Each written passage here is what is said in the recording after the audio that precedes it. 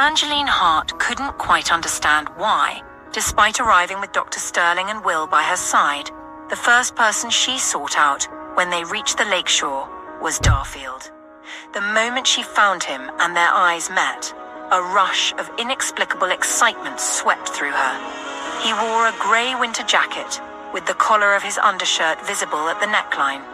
His long legs were clad in black pants, and his matching black boots added to his commanding presence. A beanie covered his hair, and although the dim lighting made it difficult to see clearly, she was certain his gaze was fixed on her. Her heart raced at the sight of him, her mind drifting back to the kiss they had shared in the Hawthorne garden. She could still hear his desperate hushed moans and feel the intensity of his lips claiming hers. "This way," Will's deep voice interrupted her reverie, his light touch on her forearm making her stiffen slightly. She flashed him a quick smile, hoping he hadn't noticed her flinch. She could easily blame her reaction on lingering trauma from her assault, but that explanation didn't hold up. After all, Darfield had done far more than touch her. He had held her in his arms, kissed her passionately, and had come dangerously close to making love to her in that very garden. And during those moments, her assault had never once crossed her mind. "Hey, baby," Charles called out to Dr. Sterling, and a flush crept across Claire's face at his unexpected public display of affection. He was typically reserved with her in front of others, saving his touch for their private moments. Those times often compensated for the emotional distance she felt when he was near but seemed far away. She held her breath as Charles approached, standing so close that she had to tilt her head to meet his gaze. When he leaned down to kiss her, she was certain her cheeks were flushed crimson. Charles chuckled. "Welcome to the start of the Hawthorne party season. I can't promise to behave, so one of us has to be the adult," he quipped, making her giggle. His playfulness melted her heart with affection. "You look stunning," he murmured close to her face. "I'm completely covered, sir," she teased in response. "Well, lucky for you, I know what's underneath, and I still say you're stunning, babe," he replied, his voice playful and deep. Claire's face flushed with embarrassment. "Thanks," she answered shyly. From the corner of her eye, she saw Dr. Hart looking back at her as Will led her away. Claire quickly tugged Charles in that direction. "We have to stick with Dr. Hart," she whispered to him, noticing his brows furrowed in confusion. "Why?" he asked quietly. "She didn't want to be here, and I invited her," Claire explained in a hushed tone. Charles didn't like the sound of that. He had hoped to spend time alone with Claire in his tent, and if she had to babysit Jake's baby's doctor, his plans would be ruined. "She's not comfortable with Will?" Charles asked, his curiosity piqued. "Not exactly," Claire replied. "Does she feel comfortable with Jake? Or Andrew?" Charles pressed, determined to find a way out of the situation. "Well, I'm sure she should," Claire began. Before she could finish, Charles called out, "Will!" Will immediately stopped and looked back. "Dr. Hart's going to be by Darfield's tent. Feel free to join us," Charles said. Will nodded without hesitation, but Claire noticed an unspoken exchange between the men. Eva halted her steps, her heart racing at the mention of Darfield's tent. "Dr. Hart, please?" Charles urged, gesturing for her to come over. She gave him a small smile and hurried to join him and Dr. Sterling. Soon enough, Charles, with Claire to his right and Dr. Hart to his left, made their way toward Jake's tent. Anton, standing beside Jake after helping Dawn settle on the Arabian-style mat, surrounded by beanbags and food, noticed their approach. "Uh-oh, here comes trouble. Didn't I tell you to nip this in the bud earlier, Jake?" Anton muttered under his breath. "I'm not in the mood, Anton," Jake warned. "Of course you're not. Will is your woman's date." "Classic," Anton jeered. Jake shot him a sidelong glance and saw Anton glaring at him.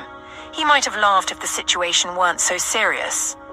"Sorry, Jake, since we're tent neighbors and all, I hope you don't mind me crashing your party." "I brought friends," Charles said with a grin. Jake shrugged. "Welcome, I guess," Jake said, nodding toward Charles and Dr. Sterling. He managed to smile. "I hope you can handle your liquor, Dr. Sterling." "That's usually what these parties boil down to," he joked, making her laugh. "Oh, I know my limits. I'm not getting drunk," she replied, still chuckling. "Good," Jake said, gesturing to the mat. "Welcome. My tent is your tent." Then meeting Dr. Hart's gaze, he added, "It's nice to have you with us, Dr. Hart. I hope you enjoy the evening." She nodded, her beautiful blue eyes darting nervously as she returned his steady gaze. "Hope you don't mind if I join too," Will chimed in. "Sure, why not?" Jake replied with a casual shrug. But Will noticed Anton's stare and threw him a confused look. Sensing he might be missing something, Jake gestured for him to sit down, and Will settled on the mat beside Dr. Hart. Anton let out a sigh of exasperation. Dawn wasn't entirely sure what was happening, but she had the impression that Dr. Hart liked Jake Darfield. The way the young woman's eyes always seemed to follow Jake's tall frame wherever he went made it seem that way. Now, seeing her with Will, Dawn hoped there wouldn't be any trouble. After everyone had settled down except for Jake, who stood a few feet away from the mat surveying the grounds, Charles, Will, and Anton served the ladies, with Dawn helping out. Jake overheard someone offering Evangeline a drink, and her soft, apologetic voice reached his ears as she replied, "I'm sorry, I can't drink." Jake clenched his jaw, understanding why she couldn't, and his heart tightened at the thought of her firm resolve to be his baby's surrogate. He couldn't stop himself from glancing in her direction, watching as she ate in a careful, almost timid manner. He noticed Dr. Sterling being attentive, trying to engage her in conversation and help her relax. When Anton said something that made Evangeline giggle, her young face lit up with an adorable smile. She then darted a glance in Jake's direction, as if sensing his eyes on her. Jake immediately looked away, catching sight of Aidan and Noria approaching the group. He wondered briefly who was watching his baby if both his nannies were there. As if reading his mind, Noria smiled up at him once they exchanged pleasantries and quickly said, "Dr. Rowan and Dr. Williams are watching the baby. Dr. Hart is set to take over at 2 a.m. Jake gave a grateful smile. "Who made that arrangement?" he asked quietly, checking the time. It was already 1 a.m. "Dr. Hart did," Noria answered. "I'm surprised she came at all," Aidan added. "Dr. Sterling invited her. She couldn't say no," Noria quickly explained in a defensive tone. Jake smiled, noting how it seemed like Noria and Evangeline were becoming fast friends. "Have you seen Andrew and Miss Anita?" Jake asked. "They're on their way with the boss and Dr. Hawthorne," Aidan replied. "Whoa, the boss is coming. How did he manage that?" Jake quipped with a smirk. "They're meeting up with the Blackwood group here," Aidan explained. Jake nodded in understanding. Early on, Arya realized that when Liam said the entire gang was with Landon, Mason, and Esme, he was referring to their Grandma Bella and the Antonita. She noticed the suites were unusually quiet because the women were busy soothing the babies to sleep, each holding one of the triplets and gently rocking them. As Arya entered with Liam and Owen, Anita motioned for silence by placing a finger to her lips. Arya understood then why the boys were outside by the pool. Grateful, Arya offered to relieve the women one by one, settling down to feed the babies and then passing them back once they were done. The women gently patted the babies' backs until they burped and carefully laid them down in their cots. Afterward, they all quietly slipped out of the suite, with the twins sticking close to their mother.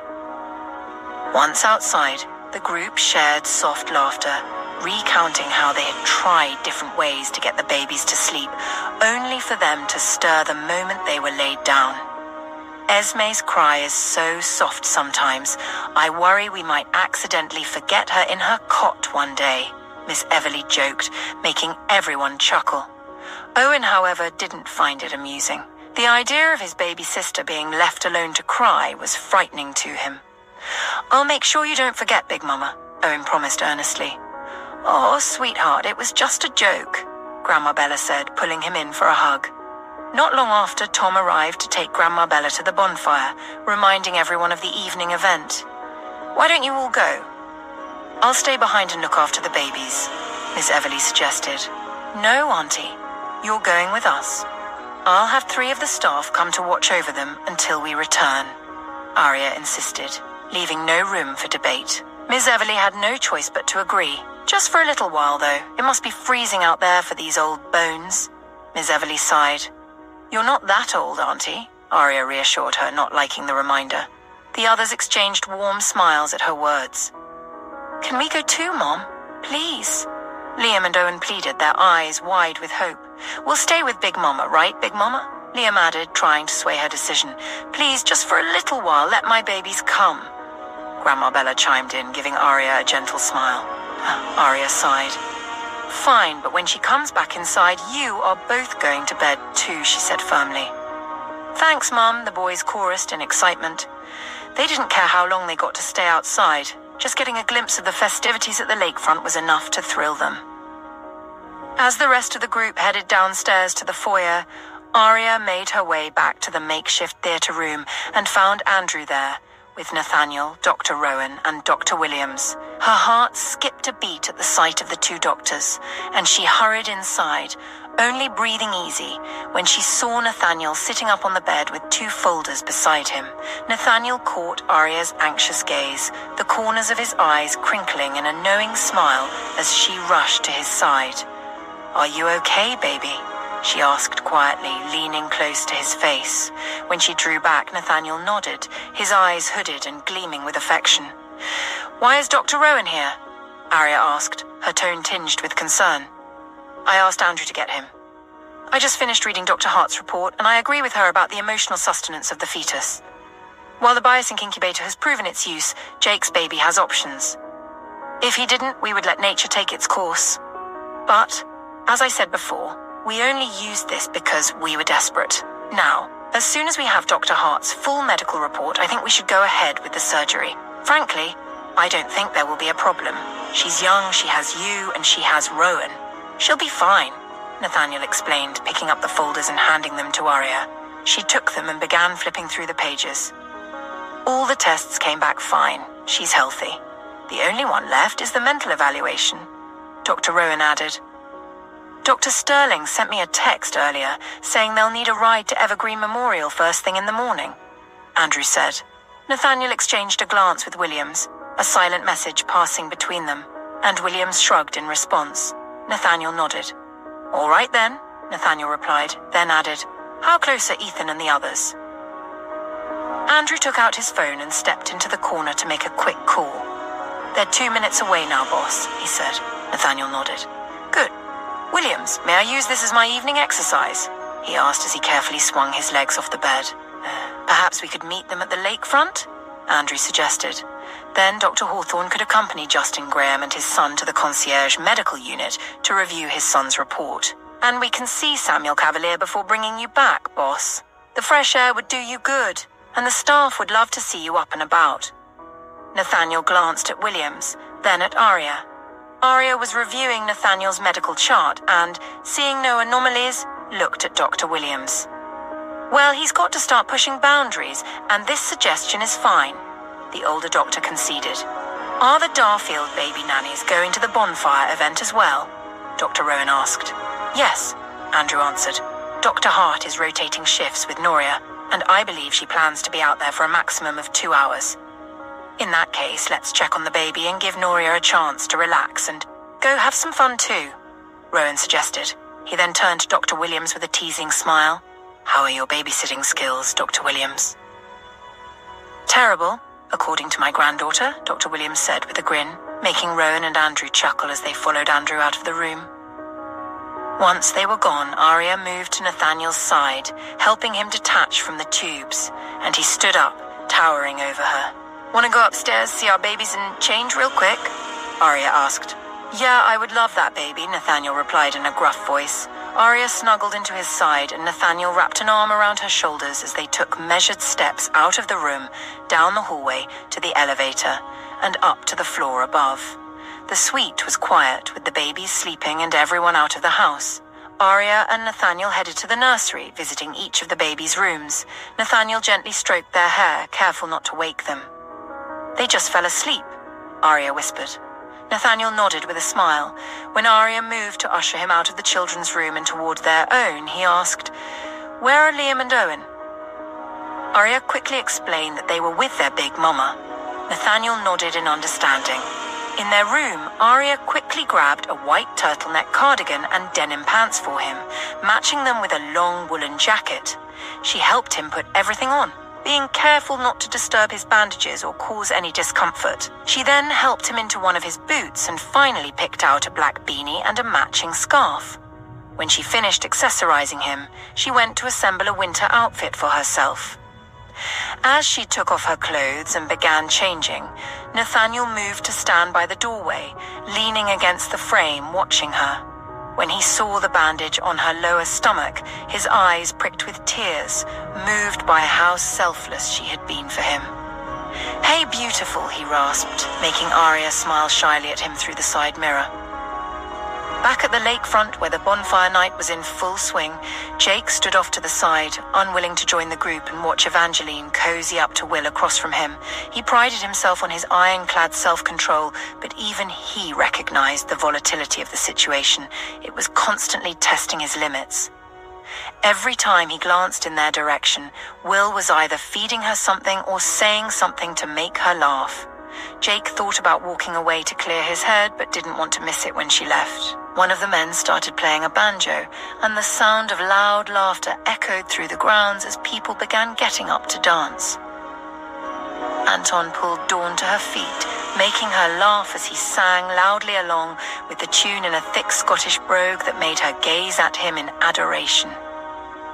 He pulled her close, as though they were alone, singing just for her, his deep voice surprisingly melodious. Dawn's laughter rang out across the field.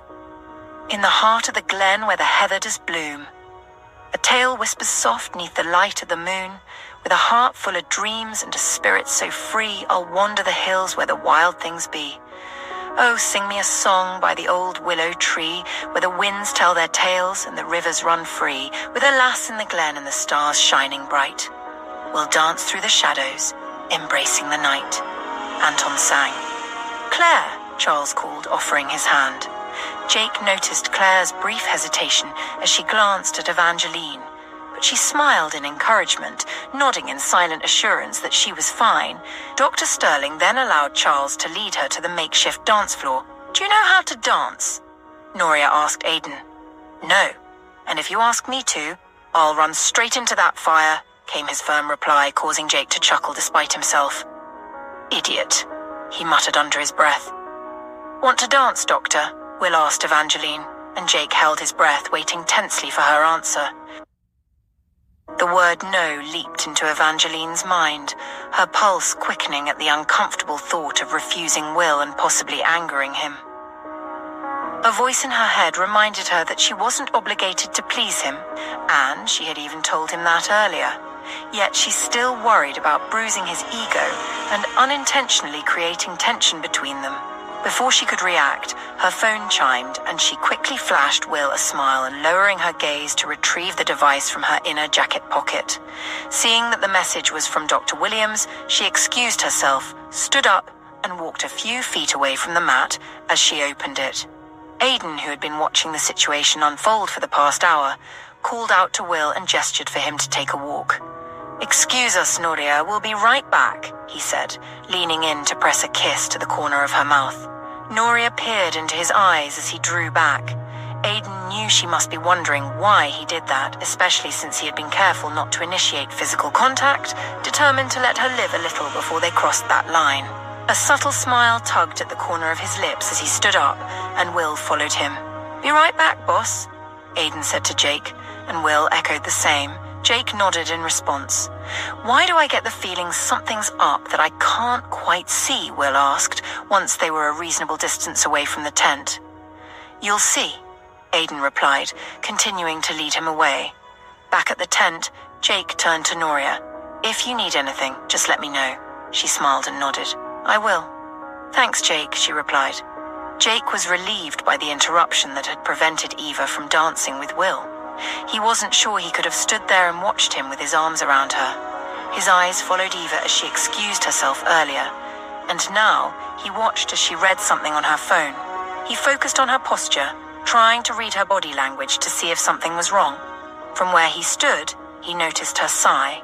Her shoulders slumped briefly before she straightened up, staring ahead at the snow-covered ground and the surrounding greenery. Jake could tell she was deep in thought, trying to make some kind of decision. When she turned and her eyes locked directly on him, Jake could tell whatever it was had something to do with him. He wondered what it could be. His heart clenched with fear, hoping it wasn't about his son. Panic gripped him for a moment, but then he reassured himself.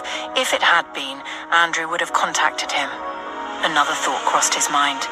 Maybe she had found out about his visit to the state prison to see the scumbag who attacked her. He braced himself as she approached, but instead of coming to him, she turned and walked over to Noria. Jake avoided looking directly at her, watching from the corner of his eye as she picked up a plate, served herself some food, and grabbed a bottle of water. She spoke to Noria, but Jake was too focused on Eva's movements to pay attention to the conversation. Then she stood up, and his heart raced as she started walking in his direction. "Do you plan to stand guard all night, Mr. Darfield?" she asked, standing in front of him, her gaze locking onto his. Jake shrugged, meeting her eyes. "Habit," he said, peering intensely into her beautiful eyes. "Maybe we could take a break from that habit." I need to talk to you," she said hesitantly. Jake nodded and gestured for her to follow him.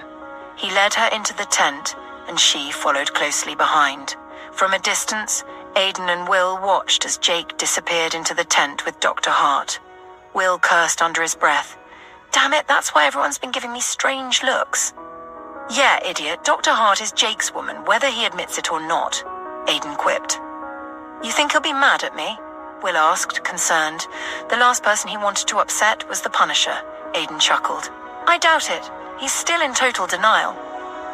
Back in the tent, Jake took off his boots, leaving his socks on, and chose a corner to sit. Eva handed him the food and water as she removed her own boots, her eyes scanning the tent's interior.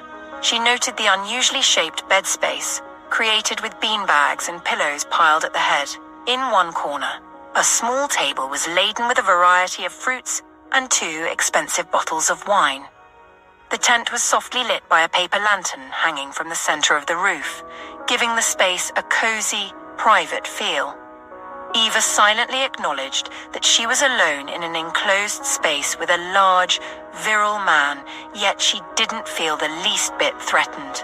Jake half expected her to sit far away from him, but instead, she came and sat directly in front of him, taking the plate of food back. He watched as she scooped up a bite and held it to his lips. He raised an eyebrow, the corners of his eyes crinkling into a subtle smile. "You brought me here to feed me?" he asked, his voice low and rumbling. "To feed you first, yes," she replied, still holding up the fork, giving him a searching look. Jake opened his mouth, and he saw the gleam of triumph in her eyes, her lips curving into a smile as he took the food. For the next few minutes, she said nothing, simply feeding him until the plate was empty. When she reached for the water bottle, Jake did too. Their hands brushed, and the slight friction made Eva catch her breath. Jake's eyes darkened as he watched her reaction. She quickly released the bottle, and he unscrewed the cap, taking a long drink without breaking eye contact. "Think you can talk now? We've been in here for a while. People might start to talk," he teased, his gaze hooded with amusement. Eva chuckled softly. "I'm sorry for my insensitivity for not considering your virtue," she teased back, earning a quiet laugh from him. A brief silence followed before she began to fidget. "You can talk to me," Jake rasped in a reassuring tone. Eva nodded, her eyes filled with gratitude. "I just got a text from Dr. Williams," Eva began, her eyes filled with anxiety. "He asked if it's okay for the operation to take place tomorrow evening, the one to put your baby in me." She paused, watching Jake closely before continuing. "You see, I volunteered to be Eli's. I mean your baby's surrogate," she added quickly. "There's nothing wrong with the Hawthorne BioSync womb incubator, so you don't have to worry. He's not in any danger. It's just, it feels unnatural. He's not getting the emotional connection he should from a human mother, and that worries me. I'm sorry if I'm overstepping, but please don't refuse when they ask you," she pleaded, her gaze still searching his. Jake felt a surge of emotions hit him all at once. Even though he already knew she had offered, hearing her say it out loud made his heart skip a beat before it began thudding erratically. Relief washed over him at the thought that his son would finally have a surrogate, but another feeling quickly followed. Fear. Fear that if something went wrong, if Eva got hurt, he would never forgive himself. His hands shot out instinctively, enveloping hers. "Why?" His voice was low and rough. "Why do you want to do this? I know it can't be because of me. I doubt you even like me that much." He tried to smile, but his uncertainty showed. Eva responded with a wavering smile of her own. I don't know how to explain it, she whispered. I just feel like I'm supposed to do this, like I'm destined to.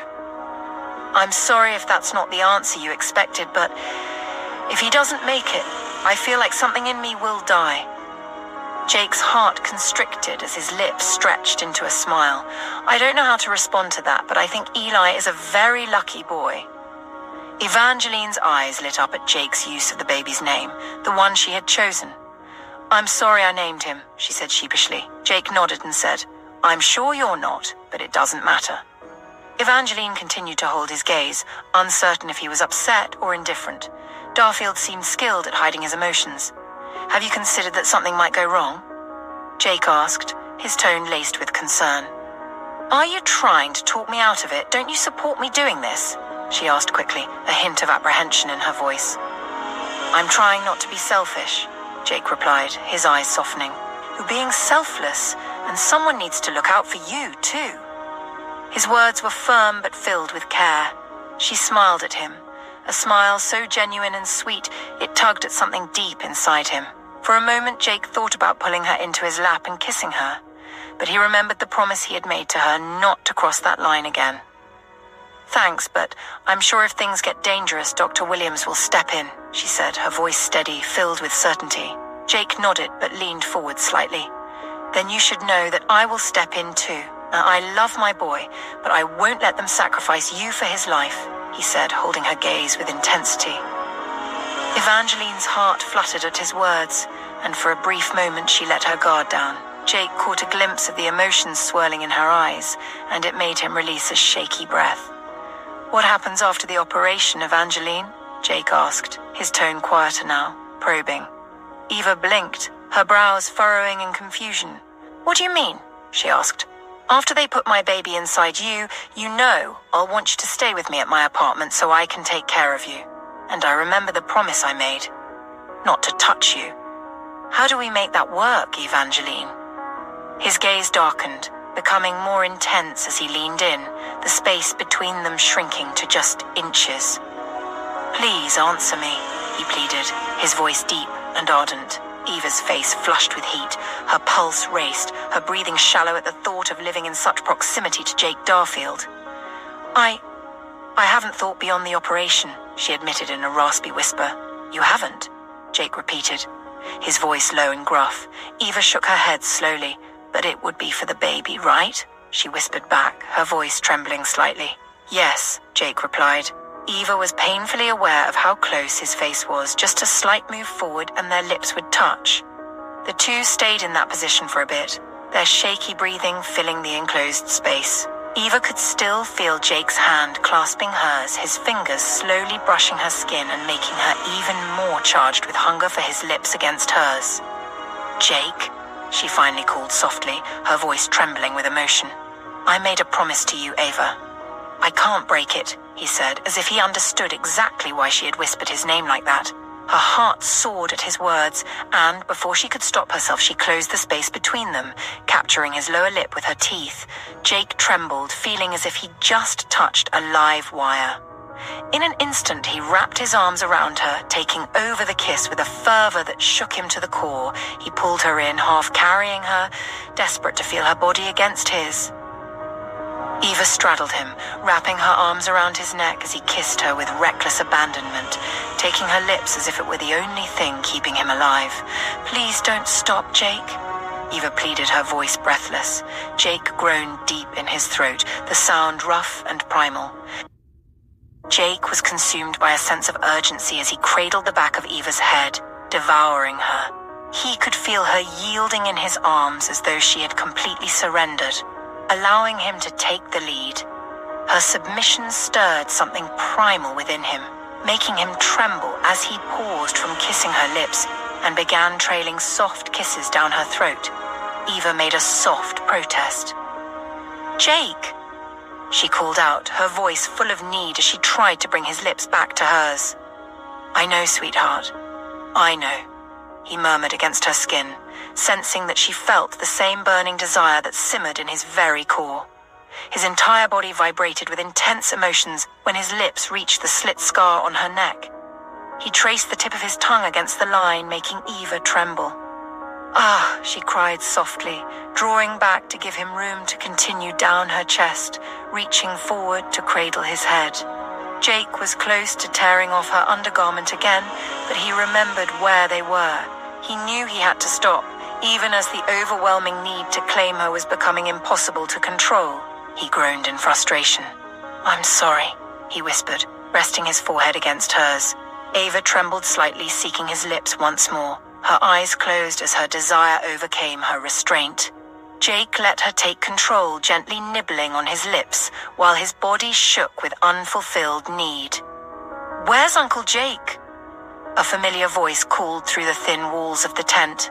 Jake let out a sigh, pulling back and gently holding Eva's face between his hands. "Any minute now, Liam's gonna burst through that door, and unless you want to be scolded by a 6-year-old, we should probably head out," he teased. Though Ava nodded, her eyes remained half-closed, still lost in the hazy fog of desire in her head. Eva realized that yet again, if there hadn't been any form of interruption, she would have let Jake Darfield have her regardless of their location. And the fact that the thought didn't alarm her made her realize she was falling for him. Jake looked at her, fighting the urge to carry her out of the tent and straight to his apartment, where he could lock them away and stay with her until their need for each other was satisfied. He kissed her one more time before helping her stand. Rising alongside her, his tall frame towering over hers, she nestled into his arms, clinging to him silently. Even without words, Jake understood. She wanted him, and she didn't want this moment to end, but they both knew this wasn't the right place. He also suspected that being with him would be her first time. Pulling her close, he hugged her tightly, pressing a kiss to the top of her head. "I'm sorry," he whispered again, wanting her to know that he felt the same longing. Eva nodded against his chest, feeling unexpectedly calm and content in his warm, protective embrace. It felt so surreal, like being home. The intensity of the moment brought tears to her eyes, and the fact that he kept apologizing for holding back made her feel even safer with him. She wished she had waited for him.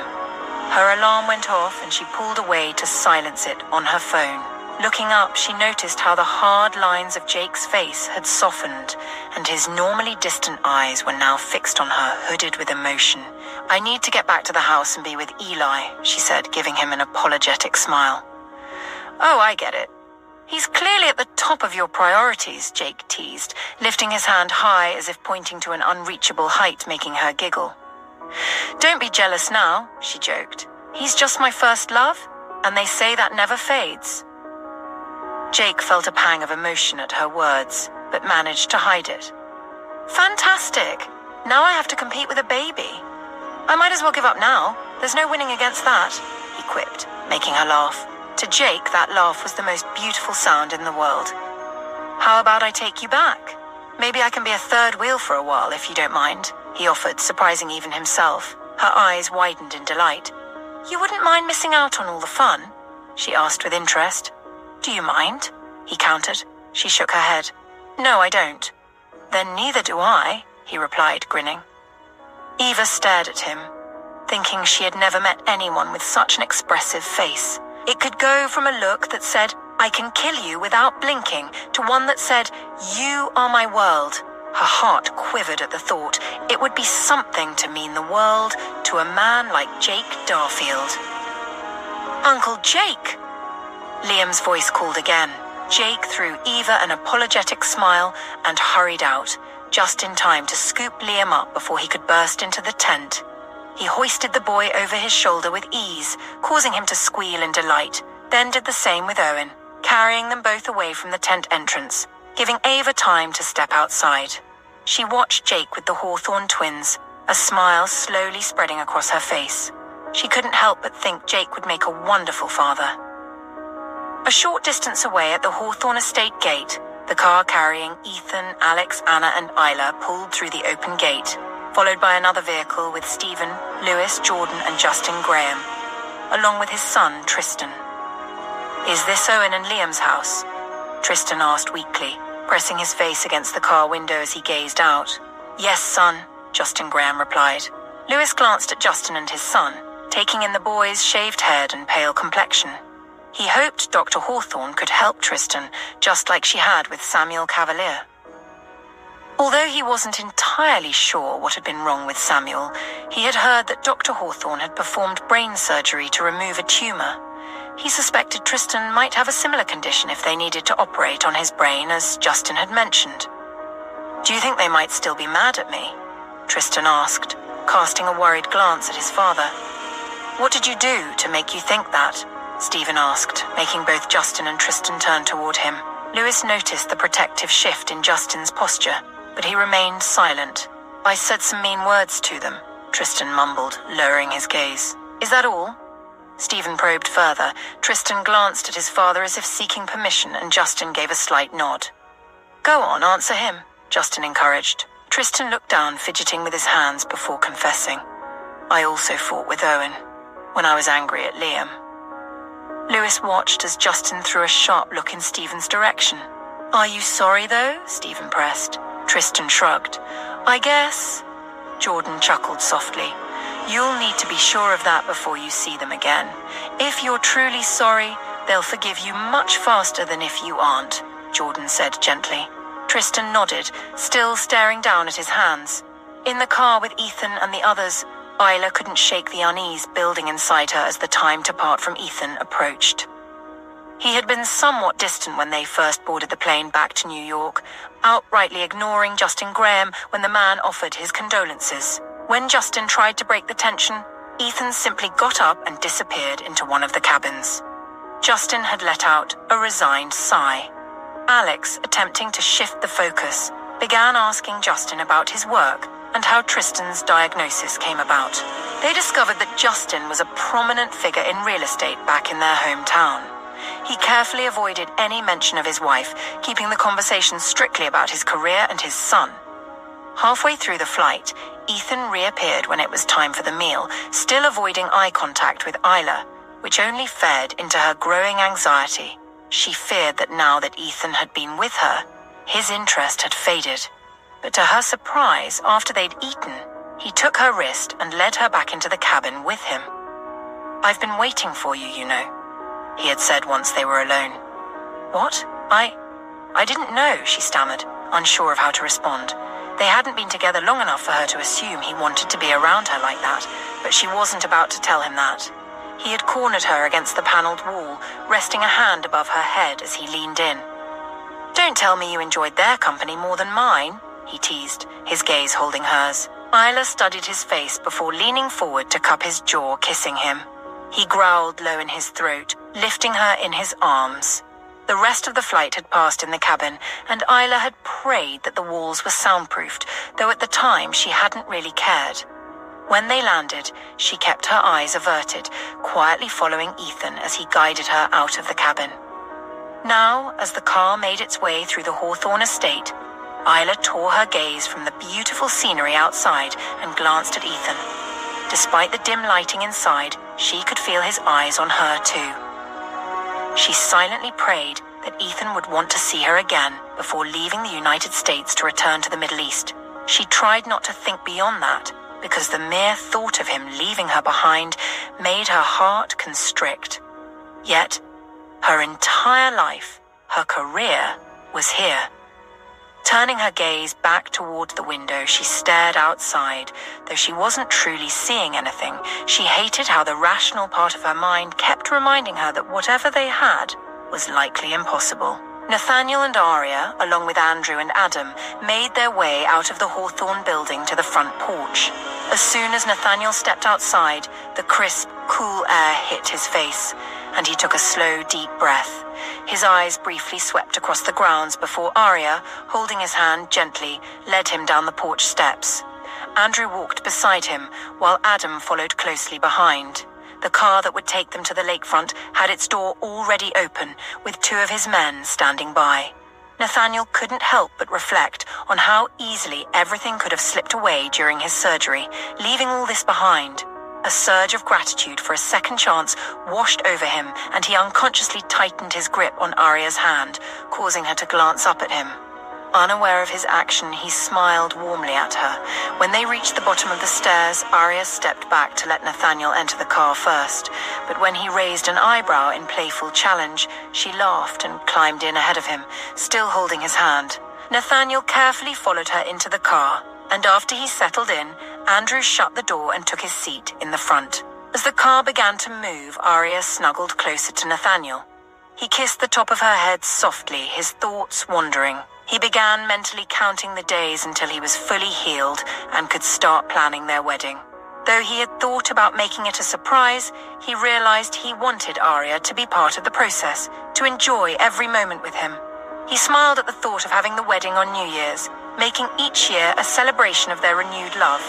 His hold on her tightened slightly, and Arya looked up at him with a curious smile. "All right, what's going through your mind?" she asked, her tone light but inquisitive.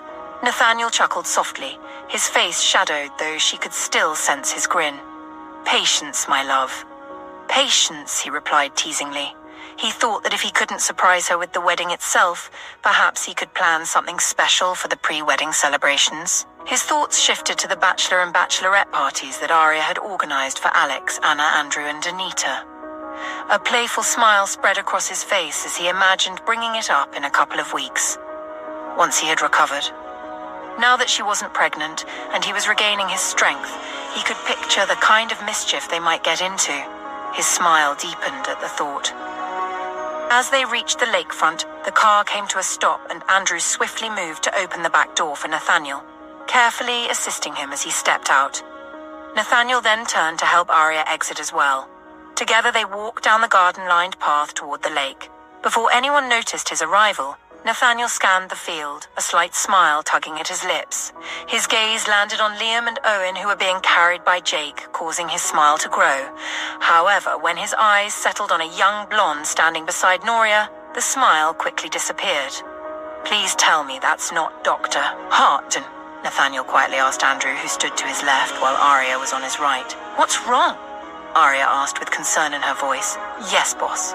That's Dr. Evangeline Hart," Andrew confirmed, almost simultaneously with Arya's question. "Oh boy," Nathaniel muttered under his breath. Andrew's heart skipped at Nathaniel's expression of dismay. He glanced quickly at Jake, his pulse quickening with worry over what this might imply. He felt sure that Jake was developing real feelings for the young doctor, and this time it was clearly different. Jake seemed to be keeping his distance from her, obviously wanting to avoid another situation like the one with Christine Powell. It made sense that he wouldn't want to get tangled up in a new relationship so soon after his breakup, but sometimes life has its own plans, leaving you bruised only to apply a subtle bandage afterward. Dr. Hart seemed genuinely kind-hearted, so Andrew couldn't imagine what Nathaniel might have against her. Unless... Had Nathaniel had a fling with her in the past? Andrew frowned, trying to remember Nathaniel's past relationships and whether the young doctor had been among them. After all, she did fit the type Nathaniel used to date. Arya, however, assumed Nathaniel, like everyone else who'd met Dr. Hart, was simply reacting to her striking resemblance to Julia Davies. She figured that might explain his expression of dismay. Nathaniel leaned in close to Andrew and said, "Remember when I used to go for regular checkups at Williams's clinic? And that one time, Julia came with us." Andrew's frown deepened as he reached back to recall the day Nathaniel was referring to. "Remember the coffee girl? The one I said could pass as Julia's baby sister and Julia got offended?" Nathaniel went on, trying to jog Andrew's memory. "Oh boy," Andrew muttered under his breath as the memory came flooding back. A young blonde woman whom Julia had poured coffee over and tried to get demoted and fired. "Yeah, whatever you do, don't let her know that Jake's baby is Julia Davis's," Nathaniel quipped. Arya gaped at him in shock. "Julia made that girl's life miserable just because of my comment," Nathaniel added, guilt evident in his voice. Andrew stifled a laugh, feeling relieved to know it was more about Julia's reputation than anything Dr. Hart had done. "Oh, come on," Arya exclaimed in frustration, thinking that even in death, Julia's legacy lived on. "I'll go warn Jake," Andrew said. "So he'll be ready when she finds out," he joked. "Was it really that bad?" Arya whispered, looking between Nathaniel and Andrew with curiosity. It was hot coffee, babe, and she reported her to the medical board as incompetent. The poor girl almost didn't make it through her internship. William had to call me to intervene and put a stop to it, Nathaniel replied. Aria groaned. And how did you manage to make her stop? She asked. I told Julia I was kidding and to leave the poor girl alone because I wasn't interested in an imitation, Nathaniel quipped. He burst out laughing when Aria arched a skeptical eyebrow at him. He pulled her close, still chuckling. The laugh, however, drew everyone's attention and a chorus of, "It's the boss," erupted before a cheer spread through the crowd. Nathaniel stepped away from Aria, taking a playful bow that made everyone laugh. A series of, "Great to see you, boss," echoed around, and the twins excitedly yelled, "Uncle Jake, it's Dad," before calling out to Nathaniel to catch his attention. "Daddy," they shouted together, "look at us, Uncle Jake is carrying us," they announced as Jake sauntered toward Nathaniel. "I can see that, boys," Nathaniel called back, prompting a wave of laughter through the crowd. Jake didn't put the boys down, knowing full well they'd run straight to their dad, wanting to be lifted, and he could tell by Dr. Hawthorne's position by Nathaniel's side that Nathaniel's presence there was already a lucky break. Instead, he carried them close enough for their dad to carefully hug them, pressing a kiss on top of their heads. "Thanks, Jake," Nathaniel said, giving Jake a quick, friendly pat on the shoulder. "I thought you'd sit this one out, boss," Jake commented. "Yeah, just passing through. We made a stop for the Sylvan Ridge group," Nathaniel explained. Jake nodded in understanding. "Sylvan Ridge? Does that mean Tristan Graham is here?" Liam asked with a scowl. "Nobody said anything about inviting him to our party," Owen added, sounding offended. "Boys, come now. We talked about this. Be nice," Aria quickly reminded them. "It's just for a bit, I promise," Nathaniel added, amused. The boys kept scowling, though. Shortly after, they all heard Anna's excited squeal as she spotted Nathaniel standing unaided. She dashed toward him, reaching him just before Alex and Ethan. However, she stopped herself from barreling into him as Andrew stepped forward to intervene. Anna giggled. "You should see your face, Andrew. Don't worry, I know he's still a fragile," she teased. "Who are you calling fragile?" Nathaniel replied, feigning offense. Anna laughed and carefully hugged him, then did the same for Aria. "Welcome, Aunt Anna," Liam called out, waving. Anna hurried over to Jake, who was still holding the boys. After greeting him, she showered the boys with kisses, making them giggle. "Germs!" Owen protested, laughing. Soon, Alex and Ethan joined Nathaniel, Aria, and Andrew, with Isla lagging behind, her hands demurely clasped behind her back. Alex hugged Nathaniel carefully, and as he drew back, he said, "Man, you have no idea what a relief it is to see you up and out here." "Just for a bit," Aria quickly chimed in. Andrew chuckled. When Alex stepped aside, Ethan held out his arms and wrapped them gently around Nathaniel, holding him a moment longer. Nathaniel murmured, "Welcome back, brother." Ethan nodded, his voice thick as he said, "Thank you, man. Thank you for everything." Afterwards, he drew back to draw Aria into a hug, and Nathaniel extended his hand to Isla, silently inviting her to come forward. Isla offered a shy smile, giving Aria a polite nod before accepting Nathaniel's handshake. "Well, damn, Miss Devereaux. If I'd known you had such a solid left hook, I'd have had you training with security as a potential backup," Nathaniel teased, making Isla lower her head as she laughed, her small shoulders shaking. Still holding her hand, Nathaniel turned to everyone. "I'm sure you all remember Miss Devereaux from our Hawthorne staff bonding events. Well, she and our very own Miss Morris here managed to put 4 grown men in their place when they decided to act up at Blackwood's mother's funeral. And they did it with true finesse," he quipped, sending laughter through the crowd. Andrew showed Dr. Hawthorne the video, and she gasped, covering her mouth before bursting into laughter. "Now that's impressive," Aria commented, smiling broadly, glad that Ethan had both Anna and Isla with him during such a sensitive time. A round of applause spread through the grounds, making Isla and Anna laugh. One might have thought they'd returned from some heroic mission. "This is the moment for a beau, beautiful," Isla heard Ethan's voice behind her, sending a shiver up her spine. Anna took Isla's hand and together they stepped forward, taking a bow. Nathaniel and the others laughed warmly. Aria went over to draw Isla into a hug, thanking her again for standing up for Ethan. When Isla felt a gaze on her, she looked over and saw Ethan watching her. She gave him a small, subtle smile. "Uncle Jake," Owen whispered close to Jake's ear, catching his attention and pointing to two figures on the path leading to the lakefront. "I think that's Tristan's dad." "And Tristan," Liam added quietly. "Want to go say hello? They look pretty isolated right now, and I don't think your mum's seen them yet," Jake suggested to the boys softly. "I'm not sure," Liam murmured with a hint of hesitation. "Come on then, let's go say hi. Then we let your mum know," Jake said, moving down the garden edge path with the twins, passing Andrew as they approached Justin Graham, who was holding a young boy in his arms. "Hey, you must be Justin Graham. I'm Jake Darfield, one of the Hawthorne bodyguards, and I'm sure you recognize these two," Jake said, addressing the man and watching as the young boy lifted his head, letting the hood fall back to reveal his shaved scalp. Justin quickly pulled the hood up again, then greeted the twins. "Yes, I do, Mr. Darfield, thank you. Hello, Owen. And hello to you, Liam," Justin said warmly. "Hi," the twins replied softly, sharing a glance before turning their attention to Tristan. Justin set Tristan down, and Jake carefully set the twins down as well. The three boys stayed quiet, Tristan lightly kicking the snow underfoot, his eyes downcast. "I know you didn't invite us to your house, but your mom said we could come," Tristan mumbled, almost to himself. "You look different," Liam commented, studying Tristan. "Yeah, I have stuff in my brain," Tristan mumbled, still looking down. "Don't worry, our mom will help," Owen assured him.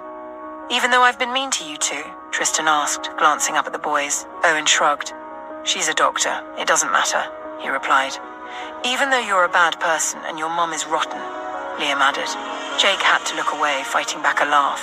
"Christ in heaven, Liam Hawthorne," he thought to himself. "Do you have something to say about that, Tristan?" Justin gently urged. "Yeah, I'm sorry for being mean to you," Tristan replied promptly. "Well, I guess we'll see," came Owen's reply.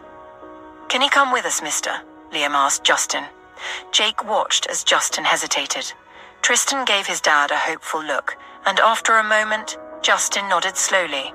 "But don't go far so we can see Dr. Hawthorne," Justin said. "We're taking him to her, mister. Don't worry, we have a lot of doctors here," Liam reassured him. Justin Graham smiled, visibly relieved by that piece of information. Jake half expected the boys to take off, leaving him behind, but the twins had other ideas. "Uncle Jake," Liam called as he and Owen each grabbed one of his hands, pulling him along. Jake chuckled, realizing he'd have to find a moment to slip away and take Evangeline back to the house. "Mom," Liam called out as he and Owen ushered Tristan through the crowd towards Dr. Hawthorne, catching her attention. The smile on her face faded slightly when she saw the third boy.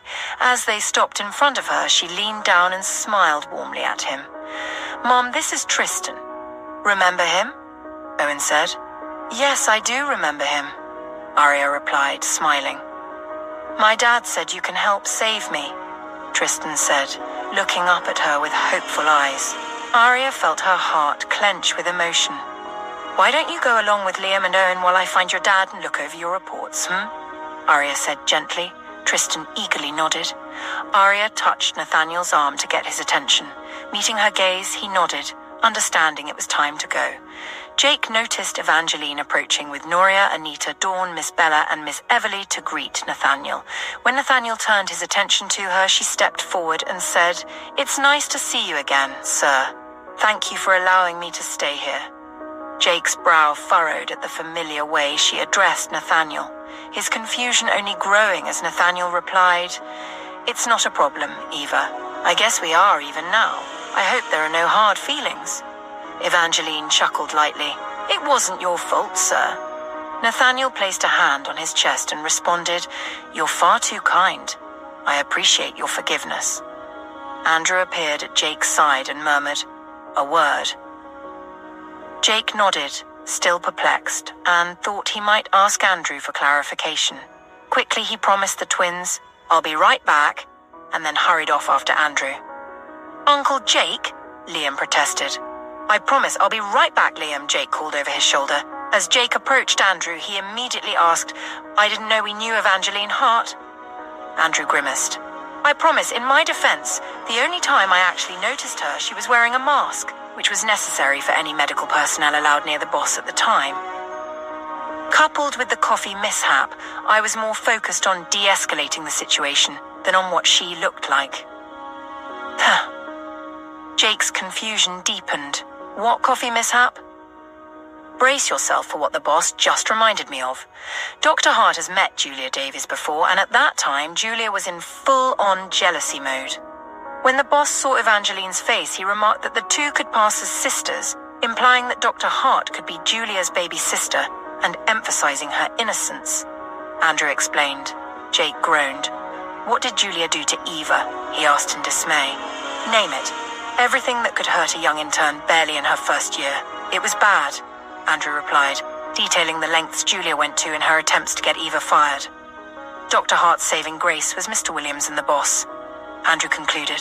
Jake let out a sigh, gaining a better understanding of the conversation between Nathaniel and Eva. What are you going to do? Andrew asked.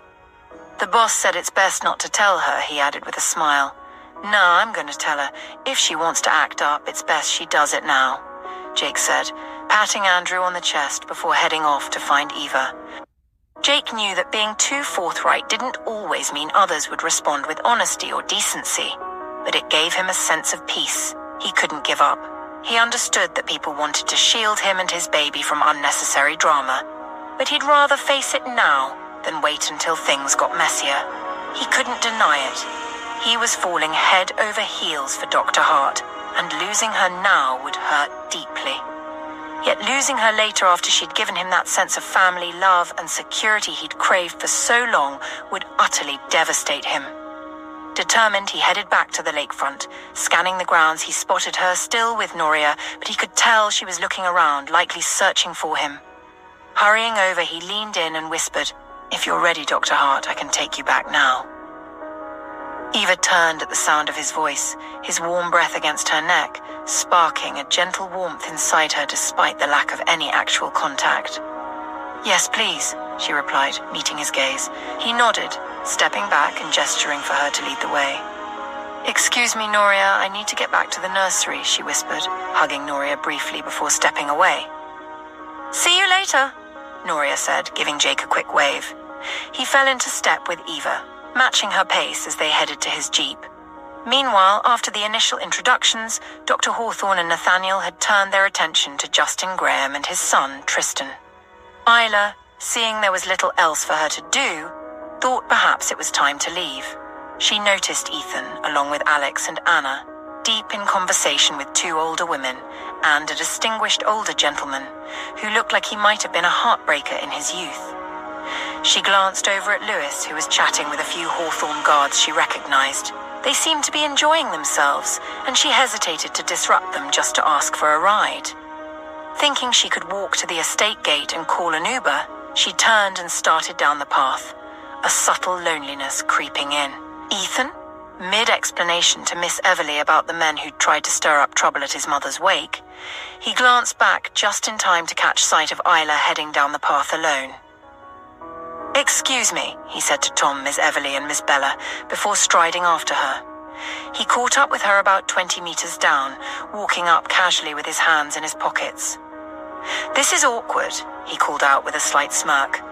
Isla's heart skipped at the sound of his voice, and she turned to face him. I'm usually the one trying to sneak away after a great night with a beautiful lady, not the other way around, he quipped. I can practically feel my heart shriveling at the very idea of it being the reverse. I didn't peg you for a player, Miss Devereux. Isla lowered her gaze, a smile stretching across her lips, her heart swelling at the fact that he'd come after her.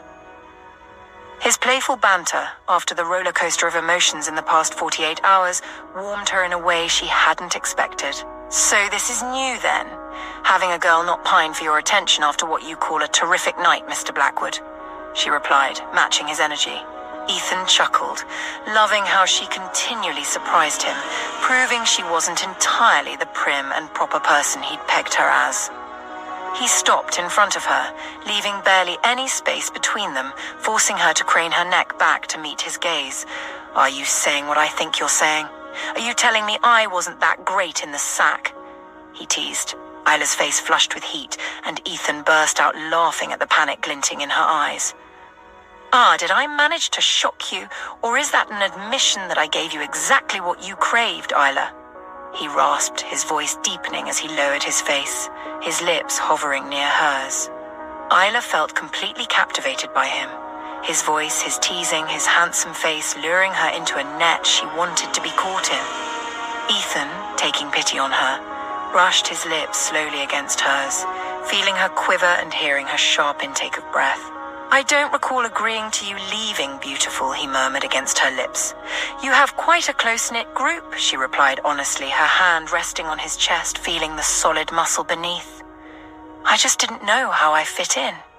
Next time, stick close to Anna. She'll look out for you, Ethan said sincerely. Next time? She repeated, her gaze searching his. Ethan grinned. Why, yes, Miss Devereaux. I still have to supervise your project, though I might need to do it a bit more. Closely, he teased, making her laugh. Come on, let's hang out a bit before I take you home, he added. It's 2 a.m., Ethan, she replied, chuckling with delight, thrilled that he still wanted to be with her. It's a good thing your boss is the closest I have to a brother, then, he quipped, pulling her closer. Isla thought briefly about how whatever was happening between them might be a disaster waiting to unfold, especially since he'd eventually have to leave. But she pushed the thought aside, deciding to live in the moment for just a bit longer. A few meters away, Jake helped Eva settle into the front passenger seat of his car. Walking around to the driver's side, he pulled out his phone to text Andrew, asking him to let Dr. Williams and Rowan know to give him some time alone with Eva. After sending the message, he put his phone away without waiting for a response and got into the car. Evangeline allowed her gaze to wander over his handsome profile, noting just how striking he was. She found herself wondering why he hadn't married yet, then considered he might have, and that union could have brought about his son, Eli. Knowing that Eli's mother was gone, and it hadn't been long since her passing, Eva pondered what that relationship might have been like. If Jake had loved his wife or girlfriend, it felt odd to think he could already be involved or feel any strong emotions for someone else now. The thought made her feel a bit withdrawn, like the sun hiding behind clouds. She figured that whatever was happening between them might just be physical, which left her feeling small. Wrapping her arms around herself, she noticed they were heading in a different direction from when Will had driven them. A slight frown creased her brow as she asked, Mr. Darfield, where are we going? Jake chuckled at her hesitancy and her calling him Mr. Darfield, as if it was some kind of protective shield. I just asked Andrew to help buy us a few minutes of reprieve, so don't worry. Eli is being watched, he replied. Why do I need a few minutes of reprieve, she asked, her voice trembling slightly. Jake turned to her, peering deeply into her eyes. I need to talk to you, Eva. Please? Eva nodded slowly. Soon enough, they reached the Hawthorne security apartment building. Jake parked, hurried around to open her door, and extended his hand. Eva met his gaze, placing her slim, delicate hand in his. Jake instinctively tightened his hold, feeling a surge of protectiveness as he took in her small, fragile frame. Instead of letting her feet touch the snow-covered ground, he lifted her, and she wrapped her arms around his neck. Well, Mr. Darfield, there's a reason I have legs, you know, Evangeline teased, giggling, even as she welcomed the warmth of his embrace. Jake slid a hand under her thigh, prompting her to wrap her legs around him. He held her gaze as he locked the car without looking, a smirk tugging at the corner of his lips. He didn't respond, simply continued staring at her until her laughter faded into something deeper as she met his intense scrutiny. As he carried her up the stairs, his eyes never left hers. Jake was completely captivated, and he marveled at the feeling, realizing that whatever he had felt for Christine, or even Julia, paled in comparison to the emotions stirring inside him now. He was certain that if Eva had been Julia, and she'd gone for Nathaniel while he was here, he would have left without hesitation. That clarity told him just how deeply he was in trouble, but for once, he wasn't fighting it. He couldn't tell if she could sense his emotions, but she began stroking his face, her eyes never leaving his. You're a beautiful man. Do you know that? She murmured softly. Eli is going to be a little heartbreaker. Jake smiled, thinking that if Eli turned out to resemble his biological mother, No one would ever doubt Eva was his mother. The thought tightened his chest with a fierce longing. He wished, oh how he wished, that Eva could be the mother to his son. And he figured he was about to find out. Or he could end up looking just like you, he replied, his voice low and deep, as he opened his door and carried her into the darkened room. Oh, I wish, but that's not how it works, came her laughing response.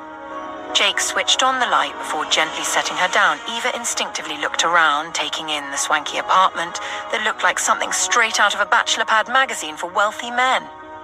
Nice place, she said, her eyes still roaming. You can take a look around. This might be your home for a couple of months, he replied with a soft smile. She gave him a shy smile back, then blinked as if something had suddenly dawned on her. She looked at him with a serious gaze. You said might. Did you bring me here to talk me out of being Eli's surrogate? Her voice was low and tinged with worry. No, I brought you here to share some things you need to know before you go ahead with it, Jake replied. Does this have anything to do with Eli's health? Eva asked sharply, and Jake could almost see her defensive walls rising. He noted how she always got like that when it came to his son, and his heart trembled with hope. Not his health, he managed, his voice sounding gruff. Then I'd rather you keep it to yourself. I already told you I'm doing this for Eli, she said. Jake crossed the room, framed her face in his hands and kissed her, feeling her tremble at his touch as she immediately clung to him. When he finally pulled back, their breaths mingled in the quiet room. I want in too. I want you to talk about me the way you talk about our son, Eva. He rasped. Tears blurred Eva's eyes at his confession. Please hear me out, he added. She slowly nodded, her gaze softening. Jake felt raw and vulnerable in a way he had never expected. Taking out his phone, he found a photo of Julia on the runway and handed it to Eva. Why are you showing me a picture of Julia Davies? She asked, her heart racing as memories of her unpleasant encounter with the beautiful model resurfaced. Julia might have been stunning on the outside, but Eva knew her soul was anything but. She's Eli's biological mother, Jake blurted out. Eva's shocked gaze snapped to his face, wide with disbelief. What? How? I thought she was with... I don't understand, she stammered, stepping back as she physically withdrew from him. Jake watched her reaction with a heavy heart. I met her first, but it was clear I wasn't her target. She was trying to use me to get close to Nathaniel Hawthorne, to not only be her side piece, but to act as an insider, making Nathaniel accessible and vulnerable. The problem was, I liked her, but I loved Nathaniel like a little brother. And, as big brothers go, my duty was to protect Nathaniel, not just physically. So, when he seemed interested in her too, I stayed out of it. Until everything went south, Jake explained, noticing how Eva absorbed every word, her eyes darting in concentration, brows furrowing. You took her back after that? Eva asked, a hint of disgust in her voice. Jake took the phone from Eva, opened another picture, and handed it back to her. She gasped as she saw Julia's damaged face, slowly backing up until she lowered herself into a seat. Is this? She whispered, her face etched in horror. Yes, that was her before Dr. Hawthorne reconstructed her face to help her live somewhat normally, Jake said quietly. What happened to her? Eva asked, her voice now tinged with a hint of pity. Consequences of her past life, Jake replied with a sigh.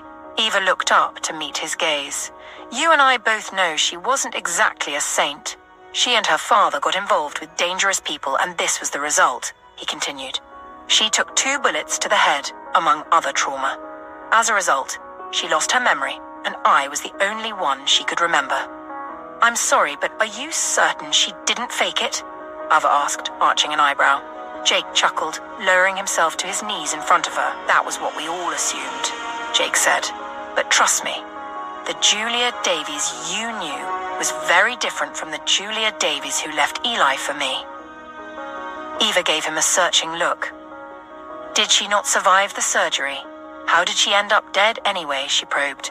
You remember those consequences I mentioned earlier? Jake asked, and Eva nodded.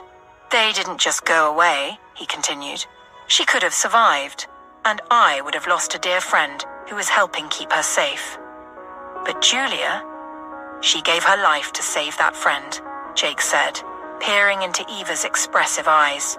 Can you imagine the Julia you knew doing that? He asked. Eva shook her head slowly. Then you must understand why we got close enough to have a baby, Jake said. She was different, vulnerable, and I was all she knew, trusted, and wanted. Eva nodded, understanding. Now, after knowing this, Jake began reaching out to cup her face. Do you think you could still go ahead and be Eli's mother? Help save him? Eva blinked, a frown forming between her neatly trimmed eyebrows. Do you think I'd back out of being Eli's surrogate because his biological mother was a nightmare? She replied. Jake nodded, and she continued, exasperated.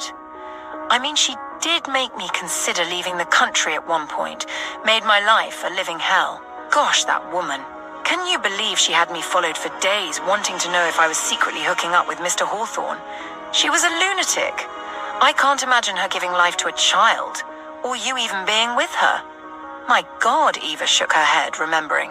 There was a time she paid 2 mothers of my patients to say I was being flirty and inappropriate with their husbands. I was supposed to appear in front of the board to defend myself against that.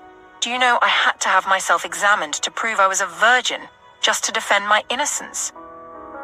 Jake listened, feeling a pang as he realized how traumatic these events must have been for Eva. With each scenario she recounted, the situation sounded worse, yet he noted she wasn't bitter, justifiably angry, but not bitter. And in that moment, the same way he'd known that Christine wouldn't love his child, he could see that somehow an angel had brought this beautiful person into his life, his rib, his other half, meant to complete him. He used one hand to frame the side of her face while the other gently stroked his thumb against her skin, completely lost in love with her as she vented. When she finally stopped talking to meet his gaze, Jake said, I get it. No one can come between the bond you formed with Eli. Do you think you could give me the privilege of making room for me too? His voice was raspy as he applied gentle pressure to her skin. Eva swallowed hard, her mind a roller coaster of emotions. She struggled to process the fact that someone as shallow as Julia Davis had fallen for Jake Darfield, and could she blame her? Jake was perfect.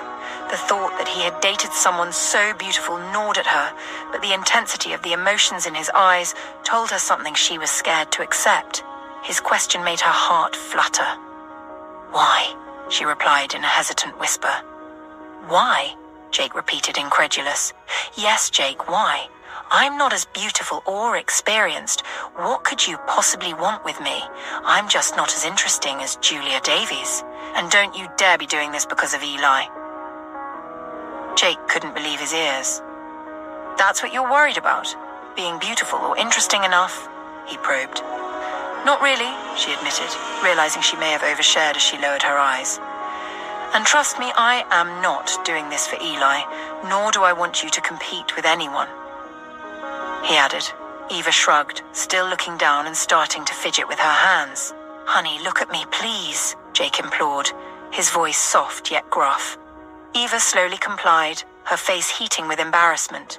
Do you want me, Eva? He asked, leaning forward to press his forehead against hers, gently brushing his lips against the corner of her mouth. He listened closely, hearing her subtle, shaky breath, the delicate quivering that revealed her need.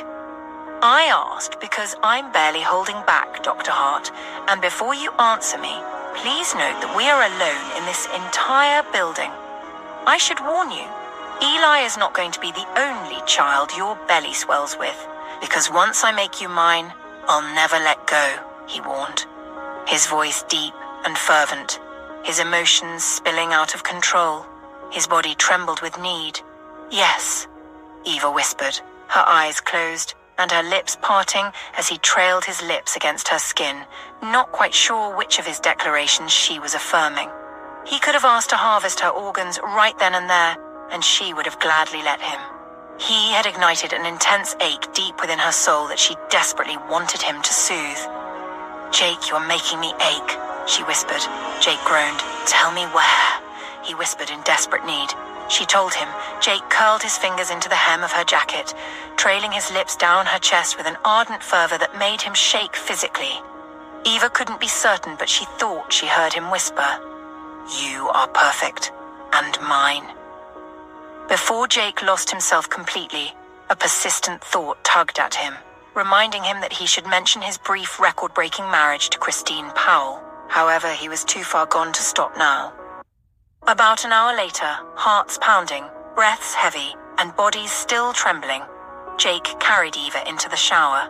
He turned on the water, standing beneath its warm drizzle before gently lowering her feet to the floor. Eva clung to him, feeling utterly weightless as he helped her wash. When they finished, he found one of his jackets for her to wear, and they stood together, gazes locked in a silent, intense exchange. Words were unnecessary. Their eyes and bodies conveyed the depth of what had just unfolded between them. In his Jeep, Eva settled into the passenger seat, resting her head against his side, reluctant to break physical contact with him yet. She breathed in his scent, savoring the connection. As they arrived at the Hawthorne building, Jake parked and paused. Eva raised her head from his shoulder to look up at him. Jake cupped her face, drawing her into another searing kiss. "Say you'll stay with me," Eva whispered, her voice thick with emotion. "I told you," Jake began in a hushed tone, nibbling on her soft lips. "You're stuck with me now. Come rain or shine, I'm yours, Eva." His tone was low and husky. Eva stretched up, cupping his jaw as she deepened the kiss, the instant need for him hitting her anew. It took them a while to emerge from the car and make their way inside, the swirling snow and wind twirling around them. As they approached the hallway leading to the nursery, they could hear the voices of Dr. Williams and Dr. Rowan. Reaching the door, Eva gave a soft tap and Jake peered in. "Thank you so much for covering for me," Eva said. "It's no trouble. I hope you had a nice time?" Dr. Williams asked with a warm smile. Too much of it, Eva thought, but she simply replied, "Plenty, thanks." Dr. Williams nodded. "Then I guess we can pick up where you left off," Dr. Rowan said as he moved toward the door.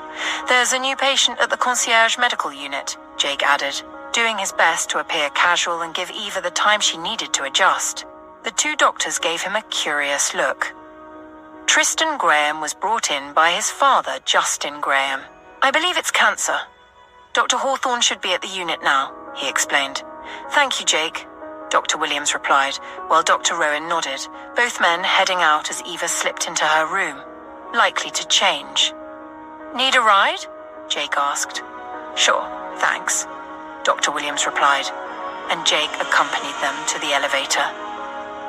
Once inside, as the elevator began its descent, Dr. Williams said, "Jake, could you help us find someone else to watch the baby? Dr. Hart needs some rest." Jake gave a short nod. "I'll take care of it," he replied. When Eva exited her room, she called out Jake's name, and finding him gone, felt a pang of doubt creep into her heart.